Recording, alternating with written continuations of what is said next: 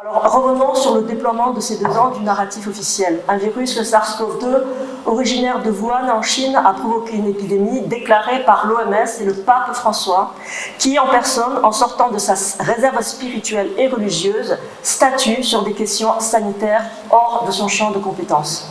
Puis appelle les catholiques à se faire vacciner et à considérer ce geste comme étant un acte d'amour pour protéger son prochain, en dépit du fait que ces injections géniques contiennent des cellules fœtales humaines avortées, entre autres des cellules rénales humaines, les fameuses HEK293, cellules rénales. Alors, je suis très contente d'être avec vous ce soir parce je voulais absolument parler, avant que les Jeux Olympiques ne commencent et les événements d'octobre, du portefeuille numérique. Oui, alors, je m'appelle Anne-Marie Im, je suis docteur en chimie organique. J'ai obtenu ma thèse en 1999 à l'Université de Montpellier.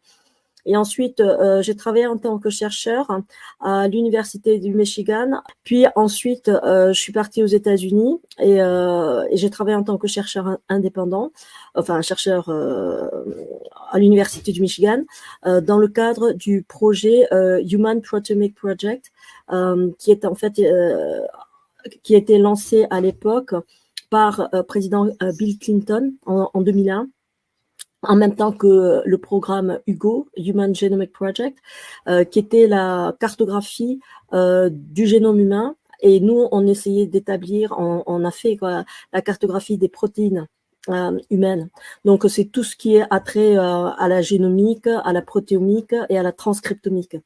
Voilà. Donc, depuis, ça s'est développé, ça s'est beaucoup démocratisé et tous les laboratoires pratiquement font ça de façon assez régulière, de façon routinière. Alors qu'à l'époque, nous, on était pionniers. Voilà. Et j'ai eu un prix en 2001 de la part de l'Université du Michigan pour avoir, il y a eu un dépôt de brevet aussi, pour avoir identifié 44, entre autres 44 protéines membranaires. Ok, et aussi tu t'es fait connaître il y a quelques années aussi quand tu as invité le docteur Perron et le professeur Montagnier à la Chambre des députés au Luxembourg. Tu peux juste en dire quelques mots et après on enchaîne avec le portefeuille numérique.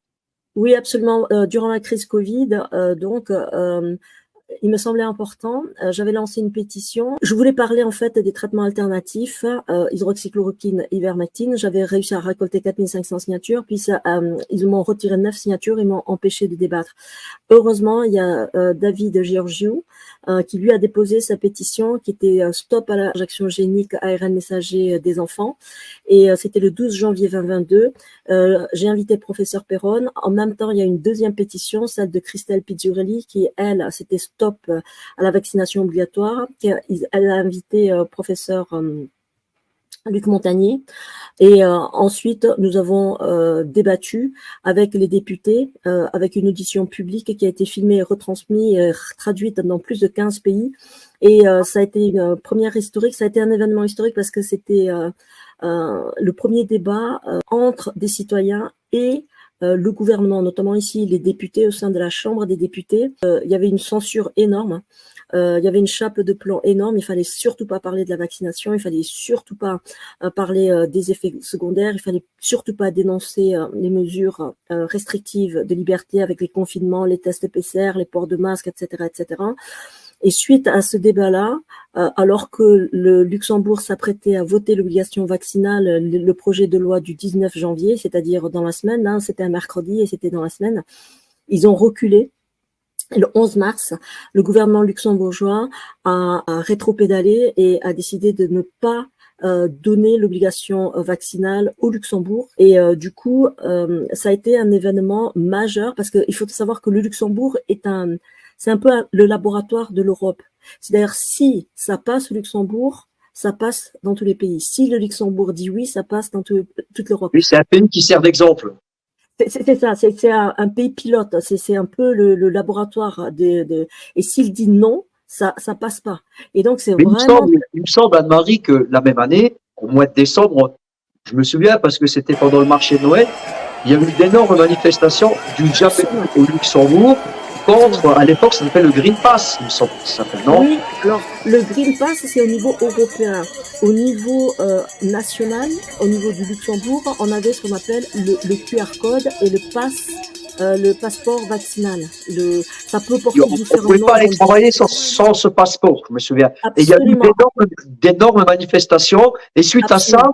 tu as fait donc cette réunion entre les députés et les différents professeurs. Hein. Il y avait le docteur Perron et le professeur Montagnier. Et grâce à Absolument, ça, grâce à ce colloque que tu as réalisé, eh ben, absolument. l'obligation des injections, on va Oui, essayer de parler différemment que la censure. ouais, Les injections n'ont pas été obligatoires. Donc, on te doit une fière absolument. chandelle. Ah, Merci, merci. Anne-Marie. Ah, merci. Merci Néo. Merci de le ramener parce que c'est vrai que c'était un combat de David contre Goliath. Et nous, on y est allés et je sais que j'ai payé, après, ils m'ont fait beaucoup payer cette manifestation-là parce que merci d'avoir rappelé ça parce que c'est vraiment important. Et ils m'ont fait payer ça cher, hein, ils m'ont fait payer ça cher. J'ai eu des représailles énormes. Oui, et je remercie d'ailleurs, je remercie les députés qui nous ont écoutés, qui nous ont entendus et qui nous ont pris au sérieux. Et voilà, merci pour Voilà. cette présentation, Anne-Marie. Donc, aujourd'hui, le sujet, c'est le portefeuille numérique. Est-ce que tu peux nous expliquer un petit peu c'est quoi pour toi le portefeuille numérique? C'est un article de Paperjam qui date du 12/8/2022 et qui s'intitule « Avec la digitalisation viennent les notifications MyGuichet ». Alors, qu'est-ce qu'on apprend dans cet article? Le Luxembourg cherche à renforcer son programme de numérisation après être arrivé 3e dans un classement de la Commission européenne fin juillet. Projet de la loi sur la signature électronique, porte-monnaie électronique et services de messagerie instantanée. Le ministre de la digitalisation, Mark Hansen, du DP, parti de Monsieur Bettel, a présenté 11 août les principaux changements à venir dans la stratégie de la digitalisation du Luxembourg. Donc, le portefeuille national électronique, qu'on appelle le e-wallet, sera introduit au premier trimestre 2023. Alors, qu'est-ce que c'est que ce fameux portefeuille numérique? Eh bien, ça va être d'abord, sur ton iPhone ou sur un Android, ça peut marcher sur un Android. On va télécharger une application qui s'appellera LuxTrust application mobile, qui sera gratuite, avec un identifiant. Donc, tu auras un numéro qui sera unique, mais ce numéro-là te permettra d'accéder à toutes tes données te concernant, parce qu'il y aura un croisement de données, 4 choses.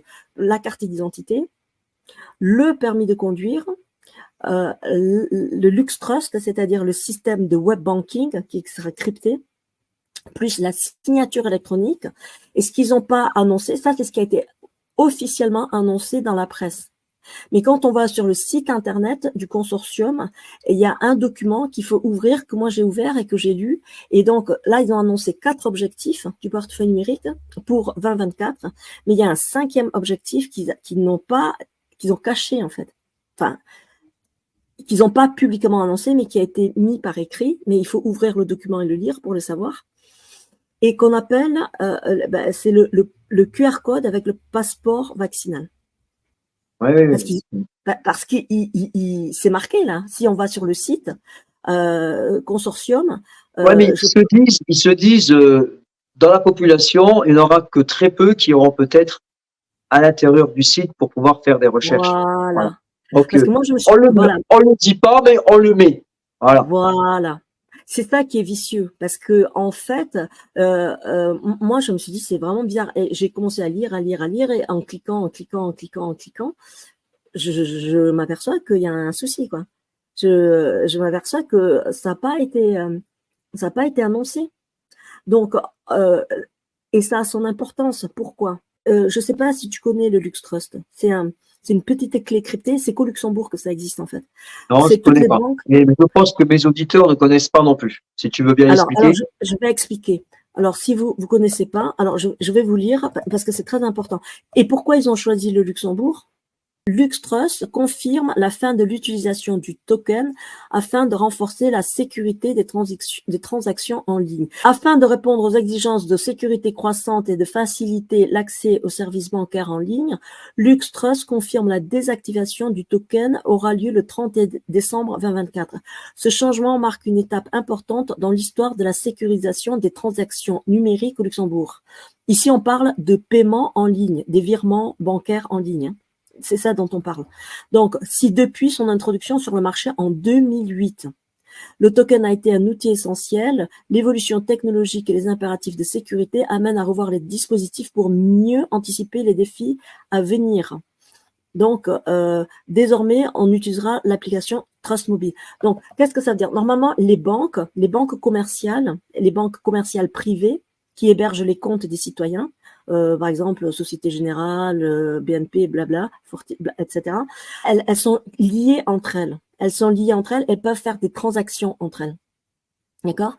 Mais depuis Microsoft a mis en place une plateforme qu'on appelle web banking qui, à partir de ton ordinateur, permet de te connecter sur le système de paiement SWIFT. Le paiement SWIFT, qui est le paiement de virement, quand tu fais un virement bancaire, que ça soit du guichet de la banque ou de ton ordinateur, eh bien, tu utilises ce système de paiement, c'est le système de paiement SWIFT. D'accord? Et le LuxTrust, c'est une clé, un token, on appelle ça un token de digitalisation qui te permet de crypter et de sécuriser tes transactions bancaires. Donc, tu appuies sur le token, tu vas sur la plateforme, tu appuies sur le token, ça génère une clé cryptée et cette clé cryptée permet de te rentrer en contact sur ton compte bancaire et de voir combien tu as sur ton compte, etc., les transactions que tu as fait, les paiements, les débits, les crédits, etc. Ça, normalement, c'était accessible que par les banques et par le guichet. Ils ont créé une clé spéciale qui est cryptée, qui permet non seulement de faire des paiements, mais de lier ça à la plateforme myguichet.lu. Myguichet.lu, c'est une plateforme administrative pour télécharger des formulaires administratifs, comme les fiches CERFA, par exemple, pour changer ta carte pour faire ta carte d'identité ou voilà, n'importe quoi. C'est ça. Et jusqu'à présent, tous les ministères avaient leurs données, d'accord? Tous les ministères, par exemple, sur le registre des naissances, sur les registres de décès, sur la carte grise, sur le permis de conduire, sur la carte d'identité, tous les ministères étaient indépendants, c'est-à-dire gérer les données concernant le citoyen. Maintenant, on appelle ça le croisement des données. Qu'est-ce que c'est le croisement des données? Ça veut dire que grâce à ton numéro identifiant sur lequel tu vas aller sur ton téléphone, qui est unique à citoyen, le gouvernement, en un clic, aura toutes les données tout concernant de chaque ministère. Et ça sera lié à tes données de santé aussi, et au QR code, et à ton carnet de vaccination, et à ton compte bancaire. Donc, en clair, il n'y a plus d'indépendance, c'est-à-dire qu'en un clic, le gouvernement pourra t'identifier. Voilà. Pourquoi c'est dangereux? Pourquoi c'est dangereux que le gouvernement puisse avoir accès en un clic à toutes tes données? Ça, c'est la bonne question. Alors, déjà, Julian Assange, tu sais que Julian Assange a été libéré aujourd'hui. Ah, oui, ça, c'est une bonne nouvelle, ça. C'est une excellente nouvelle. Et il a marqué un truc. Hein. Alors, il dit, ce n'est pas à l'État de savoir tout de ses citoyens, mais aux citoyens de savoir tout de l'État. Oui, c'est normal. Voilà. Normalement, l'État doit montrer patte blanche, vu que l'État est au service du citoyen et non pas le citoyen au service de l'État. Ça paraît logique. Voilà. Mais là, qu'est-ce qui se met en place à notre insu? Et peu de gens comprennent ça. Après, il y a les Jeux Olympiques, et puis il y a plein de distractions, puis c'est les vacances et tout. Et les gens voient pas ce qui arrive. Mais ce qui arrive, c'est la catastrophe. C'est ce que la Bible a dit que c'était le 666. Donc, qu'est-ce que c'est? Alors, on a dit qu'il y avait un identifiant. On a dit qu'il y a une application. On a dit qu'il y a un regroupement des données de tous les ministères, qu'on appelle le croisement des données. On a dit que c'était couplé avec le système bancaire, avec le système de santé, et donc avec le QR code. Donc là, il y a des dérives possibles. Et le 31 décembre, LuxTrust va coupler ça, ton identifiant va être couplé avec une reconnaissance faciale et une lecture d'iris. La reconnaissance faciale. Donc, ça veut dire que en plus d'un identifiant avec une carte PIN, comme une carte PIN, tu vas pouvoir, enfin, tu devras t'identifier. Donc, on rajoute la reconnaissance faciale avec la lecture d'iris. Donc, qu'est-ce qu'on parle ici? On introduit les données biométriques. On appelle ça les données biométriques. Ça veut dire tu es fiché, parce que ça, normalement, c'est des données. Quand tu es un criminel et que tu es arrêté par la police, on te fiche. On te fiche, et quand on te fiche avec ton nom, etc. Et puis avec tes empreintes, quoi. Donc, tes empreintes. Donc là, il y a déjà un caractère de fichage.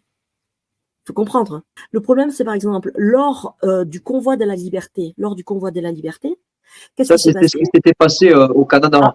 Au Canada, à Ottawa, les camionneurs, ils sont allés, ils ont protesté, ils ont bloqué. Et qu'est-ce qu'il a fait? Comment il s'appelle? Trudeau. Il est allé prendre les photos des plaques d'immatriculation. Ensuite, il est allé faire une recherche de plaques d'immatriculation grises. Il a remonté l'identité. Et qu'est-ce qu'il a fait? Il a fait des blocages du compte bancaire.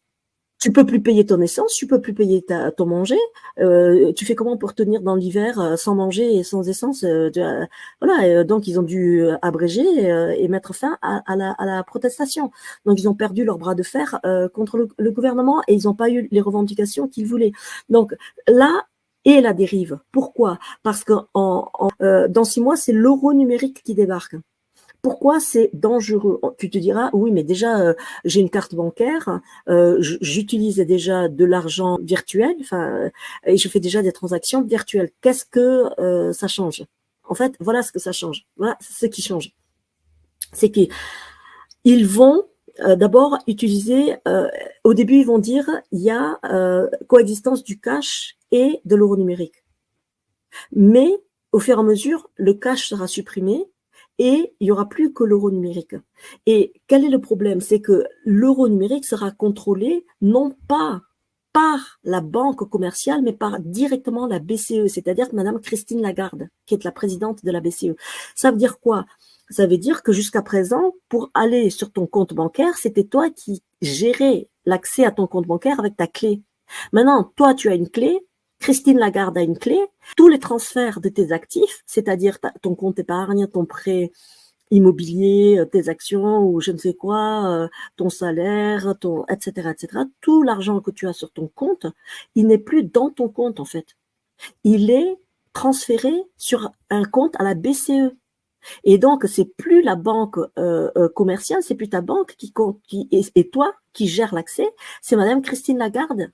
Au-delà de ça, ça va être couplé avec ce qu'on appelle une carte sociale et le projet doit être couplé aussi avec ce qu'on appelle le portefeuille carbone. Il va y avoir une carte sociale et un portefeuille carbone qui va se greffer et se rajouter à tout ce système-là, qui est déjà un système... c'est une prison déjà. Là, je veux dire, on est en prison là déjà, prison numérique là. Sans parler que toutes les transactions de plus de 100 € seront tracées. C'est-à-dire que jusqu'à présent, les transactions sont anonymisées. C'est-à-dire tu dépenses, par exemple, tu dépenses, mais on ne sait pas qui a dépensé. Tandis que là, en un clic, le gouvernement saura que monsieur Intel était, je sais pas, dans tel supermarché a dépensé tant, etc. Si tu dépenses plus de 1 000 €, eh ben, tu vas prendre une amende aussi. Parce qu'ils vont vouloir forcer les gens à ne plus utiliser le cash et à utiliser l'euro numérique. Et c'est que la durée des euros numériques, par exemple, sera limitée aussi. C'est-à-dire, si tu n'utilises pas l'euro numérique au bout d'1 mois, eh bien, tu pourras plus l'utiliser. Mais c'est incroyable, quoi. C'est incroyable de s'imaginer ça. Comme quoi, on pourra plus payer avec de l'argent cash. Comme quoi, on sera contrôlé. Là où tu dépenses l'argent, on saura où tu es, qu'est-ce que tu fais. Ah oui, C'est un petit peu, c'est dans le temps, dans les films, dans les années 80, on te montrait justement les années 2000, un petit peu et on y arrive, quoi. C'est ça que je veux dire. Absolument. Et autre chose, ils vont profiter des Jeux Olympiques pour installer des caméras de surveillance partout et des drones de surveillance. Donc ça, avec les QR codes, et ils réintroduisent les QR codes. Jeux olympiques seront un prétexte pour mettre en place cette surveillance biométrique. À Nice, c'est déjà le cas. À Nice, il y a des surveillances, à Luxembourg aussi, hein, dans la ville, aux alentours de la gare. Et je ne sais pas si tu as entendu, mais ils communiquent beaucoup sur le manque de sécurité. Par exemple, ici à Differdange, qui va être sélectionné comme Smart City de 15 minutes. Alors, ils font des descentes où ils arrêtent, il y a eu de la drogue, il y a eu de la casse, etc. Donc, ils mettent des caméras de surveillance. Plus l'effectif de la police est insuffisant. Donc, on est en train de mettre en place des milices privées. C'est un peu comme dans V dans Vendetta. Dans V dans Vendetta, je ne sais pas si tu as vu ce film, V comme Vendetta, on voit qu'il y a des milices qui patrouillent et qui dénoncent, en fait, qui sont là pour... il y a un système de délation qui fait que les gens peuvent aller directement dénoncer leurs voisins à la milice. D'accord? Il y a un truc que je voulais savoir. Alors, le fait de faire ce portefeuille numérique, en quoi, par exemple, ça puisse nuire aux citoyens? Qu'est-ce que ça peut faire de mal aux citoyens? Oui, parce que ils vont établir, ça c'est le projet, une carte sociale. Une carte sociale, ça veut dire comme en Chine, si tu es un dissident ou un opposant politique, eh bien, tu auras des points négatifs. Donc, ça veut dire que, par exemple, tu pourras pas faire tant de plein. Tu pourras, ou tu auras un quota pour partir prendre 2 fois l'avion, ou tu pourras, etc. Et en fait, ce système de QR code, en fait, pendant la Covid, ils ont dit, ceux qui ne sont pas vaccinés ne pourront pas avoir accès au restaurant, à l'avion et aux lieux publics, aux hôpitaux, aux restaurants, aux lieux de sport. Voilà. Mais attends, on est en Europe. En Europe, c'est l'espace Schengen. L'espace Schengen, c'est la libre circulation des personnes physiques, des biens et des services. Donc, tout ce qu'on faisait avant sans QR code, maintenant, il va falloir présenter un QR code. Et c'est là où intervient le programme Thales ID. Donc, avec l'identité numérique, tu auras une plateforme qui s'appelle Thales ID. Et finalement, c'est un contrôle total. On bascule dans un régime plus que dictatorial, plus que totalitaire. Mais plus, là, on est allé au-delà. Je veux dire, ça veut dire que si tu es pas d'accord avec le gouvernement, c'est obéi. Si tu n'obéis pas, on peut te mettre tes bâtons dans les roues en bloquant, par exemple, certains accès directement via le QR code. Tu pourras peut-être pas aller à différents endroits, tu pourras pas retirer de l'argent, tu pourras pas faire ci parce que tu es pas un bon citoyen, parce que, ou alors, il faudra que... Même pour aller faire tes courses, ils vont mettre, comme c'est déjà le cas en Espagne, il y a des supermarchés comme Aldi qui sont ouverts 24 heures sur 24. Et pour y aller dans la nuit, par exemple, eh ben tu dois badger pour pouvoir rentrer. C'est un peu comme tu dois badger aussi pour rentrer et utiliser ta carte bancaire. Donc maintenant, tu dois badger en permanence, mais c'est une société de flicage. C'est une société, c'est du contrôle. C'est-à-dire qu'avant, tu pouvais faire tout ça sans t'identifier, sans contrôle. Maintenant, même pour aller dans un bar, pour aller dans une boîte de nuit, pour ceux qui y vont, eh bien, tu es obligé de badger. Tu es obligé de te présenter partout pour aller passer un examen, pour aller chez le médecin. En un clic, tu peux être désactivé et exclu de la société de consommation. Ouais. Un peu comme le 5e élément. Quand tu vois Bruce Willis qui a été chauffeur de taxi et parce qu'il a désobéi, hop, on lui coupe accès à tout. Il est viré, il n'a plus d'appartement et il reçoit plus de salaire. Et tout ça en un clic. C'est ça. C'est absolument ça. C'est absolument ça. Et c'est pas de la fiction, hein, c'est dans 6 mois que ça arrive. Donc, oui, c'est en préparation, hein, c'est en préparation. Ah non, c'est pas en préparation, c'est implémenté. C'est ça que les gens comprennent pas. C'est effectif. Ils l'ont annoncé en 2022, ils le réalisent en 2024, ils voulaient le mettre en 2023. À l'heure où nous parlons, c'est fait. Et ça, par rapport, je sais que toi, tu es croyante, Anne-Marie, d'accord? Oui. Tu es comme moi, tu es catholique, et tu fais le rapprochement entre cette identité numérique et le chiffre de la bête, le 666.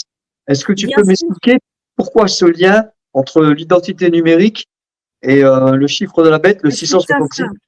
La Bible, dans Apocalypse chapitre 13, versets 16 à 18, dit La bête força par ses manœuvres petits et grands, riches et pauvres à prendre la marque sans laquelle on ne peut ni acheter ni vendre. Que celui qui a l'intelligence calcule ce chiffre, c'est un chiffre d'homme, c'est le 666. Voilà. Moi, en tant que scientifique, je m'intéresse à la présence d'oxyde de graphène dans les diluants. J'ai travaillé avec Dr Sabatier, avec Next Dose, on avait fait l'émission, avec Patrick Joland, avec Jacques Bauer, et on a démontré, on a les preuves. C'est pas juste de la spéculation, de l'hypothèse. On a les images, on a les preuves. On a trouvé de l'oxyde de graphène non homologué, non déclaré dans les diluants qu'ils essayaient de faire passer pour du chlorure de sodium, c'est-à-dire du sérum physiologique, qu'ils ont forcé à utiliser pour diluer tous les vaccins et à injecter les personnes.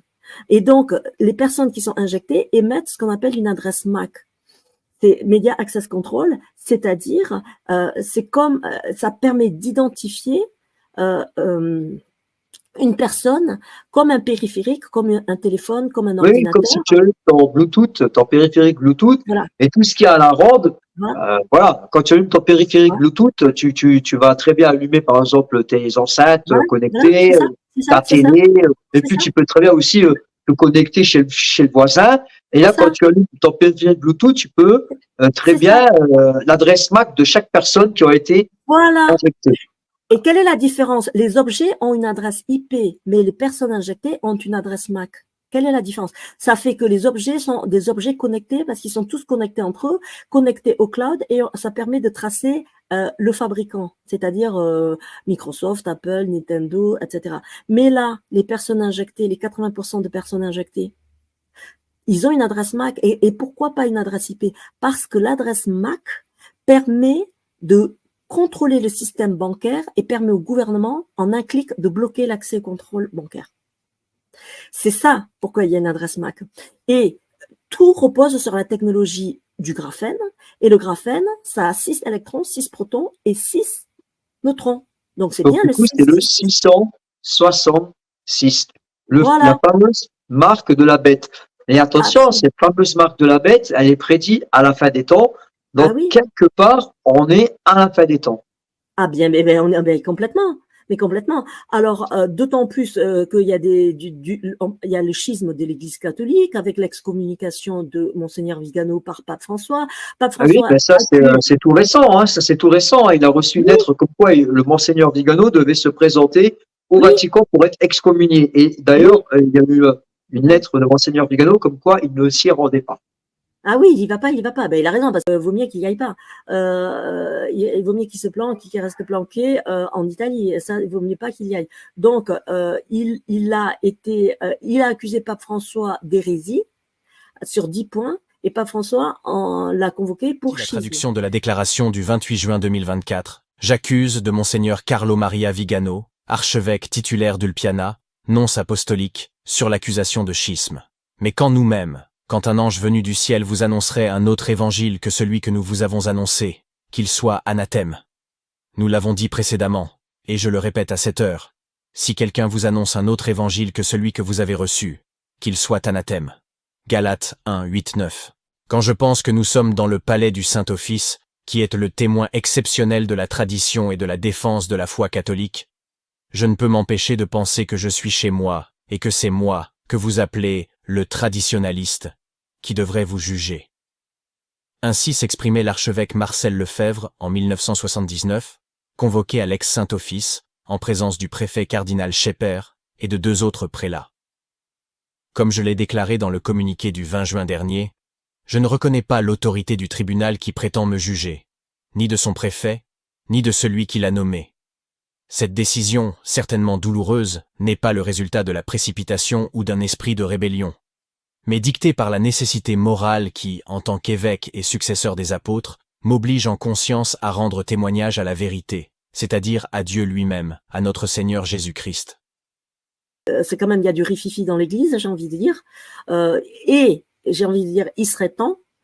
Philippe de Villiers parle d'une levée des consciences. Moi, j'ai envie de dire que l'armée de Dieu se lève, hein, et c'est maintenant, parce que soit on se lève, ou soit tout le monde est pucé.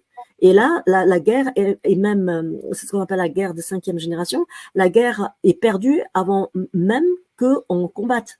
Parce que si tu te le fais pucer, alors que c'est fini, il y aura un contrôle de tes pensées par le Neuralink, et donc c'est vraiment cette marque-là, ce puçage-là, cette marque-là. Il y en a beaucoup qui ont dit oui, non, mais le vaccin c'est pas la marque de la bête, mais c'est faux.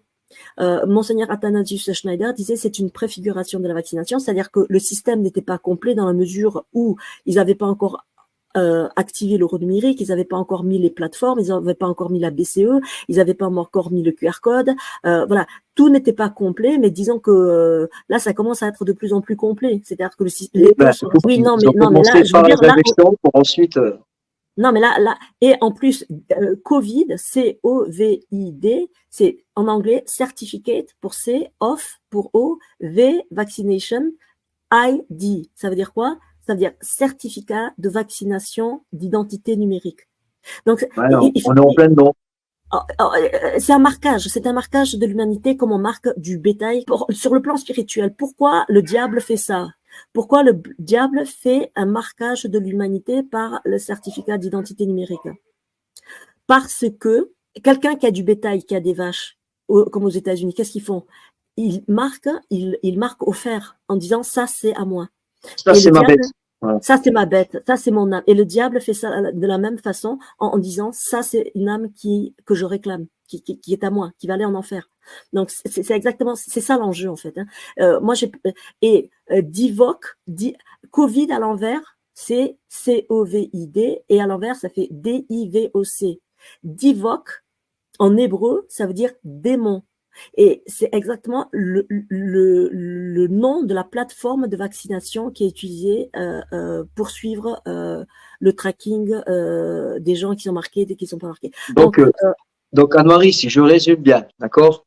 Vas-y. On a créé les injections avec du graphène pour créer une adresse MAC. Cette même adresse MAC est reliée à une identité numérique qu'on télécharge sur un smartphone, une application. Et une fois que tout le monde aura téléchargé cette application, l'État pourra plus ou moins désactiver ou activer, suivant ton comportement, les 5 paramètres qui gèrent un petit peu ton smartphone. On y a dit, c'était quoi les 5 paramètres? Par exemple, la carte d'identité, le permis de conduire, le paiement LuxTrust, la signature électronique pour faire des transactions administratives qui seront reconnues validées, et 5e, le passeport vaccinal avec le QR code. Donc, ça veut dire que si tu es un opposant politique et si tu marches pas droit quelque part, on peut te désactiver un des 5 ou alors tous les 5 et du coup tu n'existes plus. Voilà, tu es exclu de la société et ça va plus loin, parce que Jacques Attali a dit ceux qui voudront faire partie du nouvel ordre mondial devront accepter la marque de la bête et prêter allégeance à l'antéchrist. Donc ça va être quelque chose de la trahison du Christ. Tu devras, si tu veux participer à la société de consommation,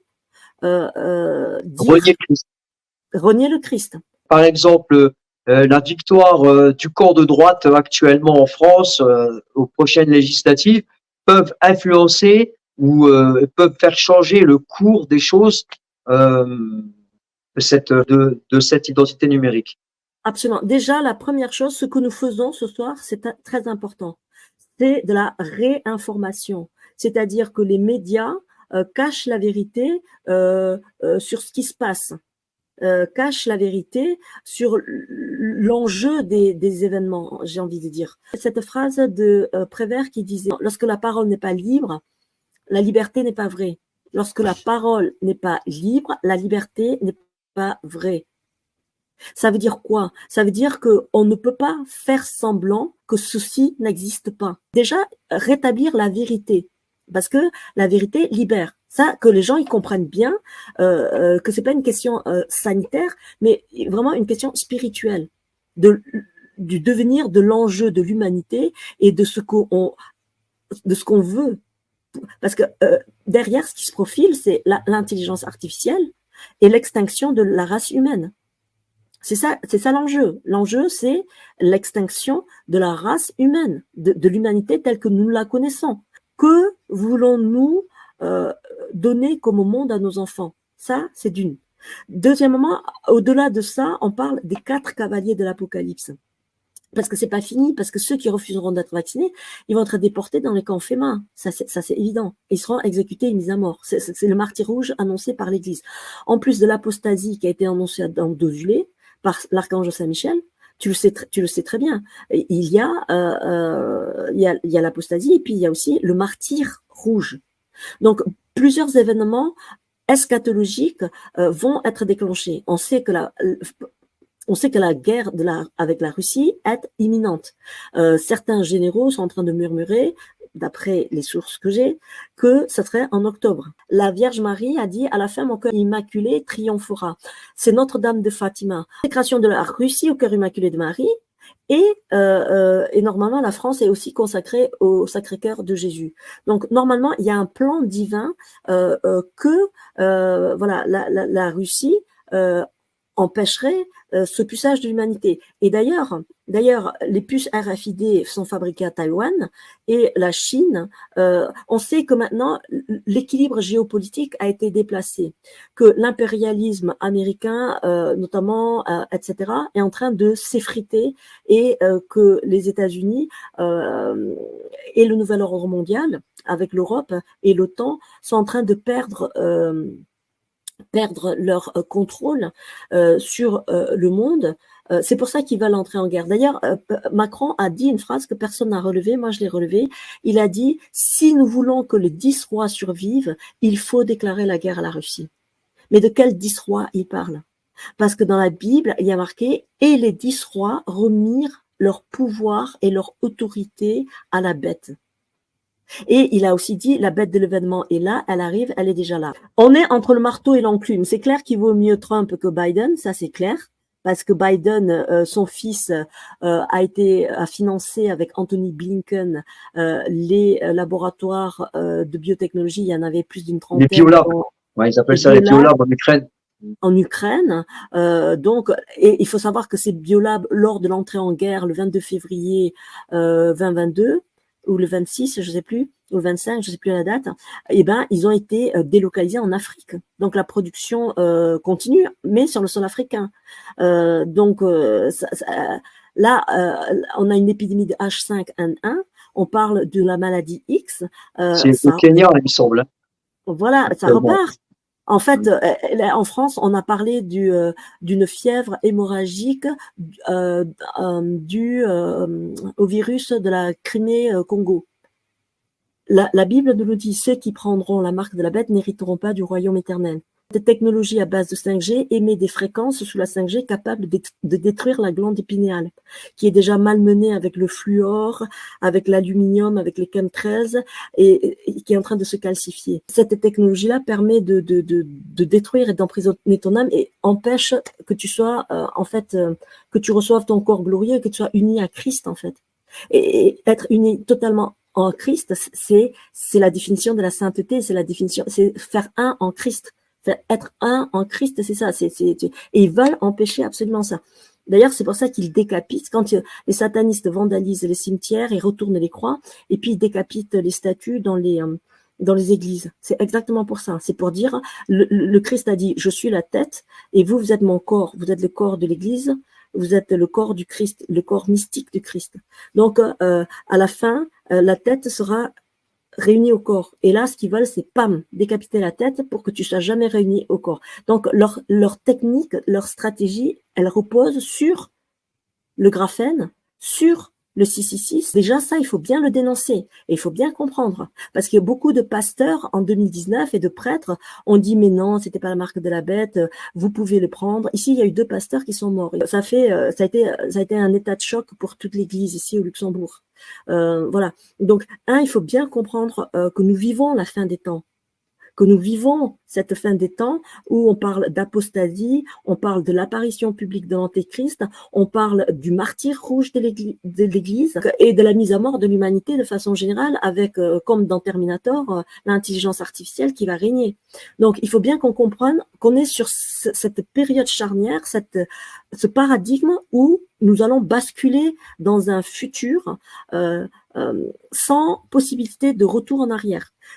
Donc, j'en appelle ce soir tous les chrétiens de dire. Et d'ailleurs, l'illumination des consciences va commencer bientôt. Ça va durer après, ça va être imminent. L'illumination des consciences va être imminent avant l'entrée dans la grande tribulation.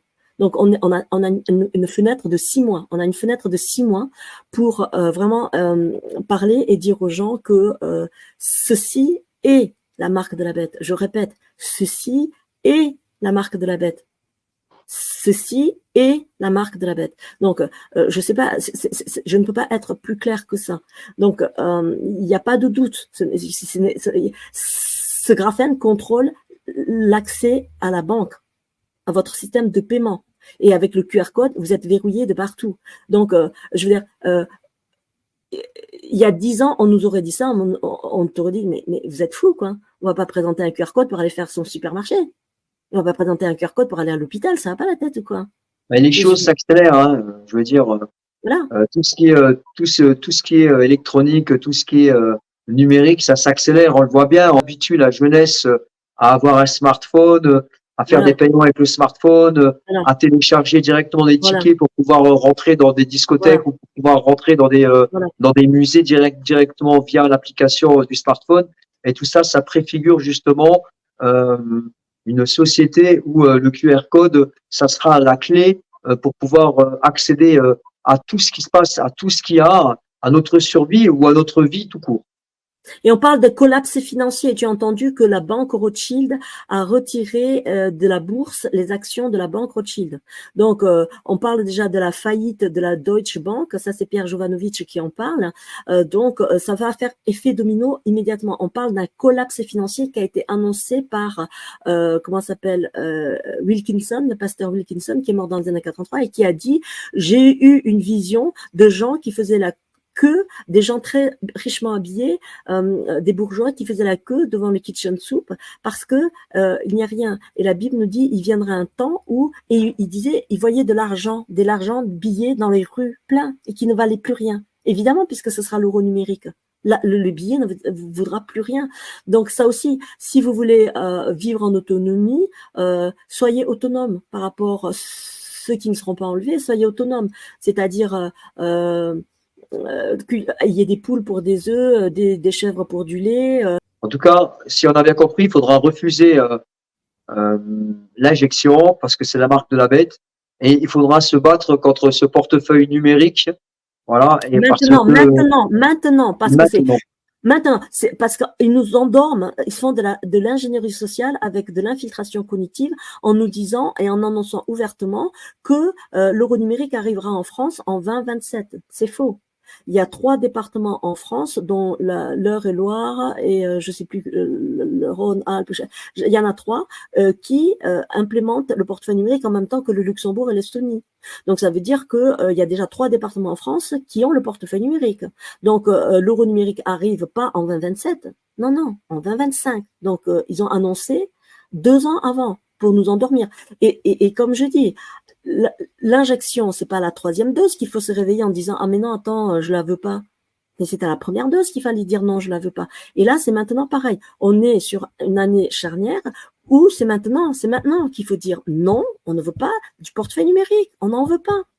Merci Anne-Marie d'être venue dans le web de Néo Salva. Je te remercie Néo de m'avoir invité et je voudrais bien que les catholiques, les croyants et le Luxembourg aussi, tous les gouvernants qui sont responsables et qui ont une prise de décision dans ça, réfléchissent bien à ce qu'ils sont sur le point de faire, que c'est quelque chose qui va détruire l'humanité. Donc j'en appelle à leur conscience, chacun.